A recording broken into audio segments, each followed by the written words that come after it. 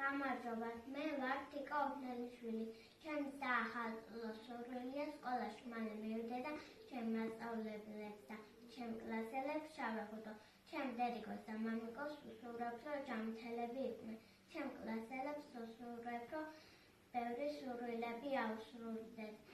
გილოცავ ჩობა ახალ წელს, ძალიან მიყვარხართ. ახალი წლის საღამოა, ქარისთვის და ფიფქიფრივა. თოვლისაგან რა მეხურავ? ნაძვის ხეო არ აქცივა? არა მცივა პატარებო, მეღიმილი თქვენი მათბობს და გისურვებთ, რომ თქვენს გულში არასდროს არ დაიზამთროს.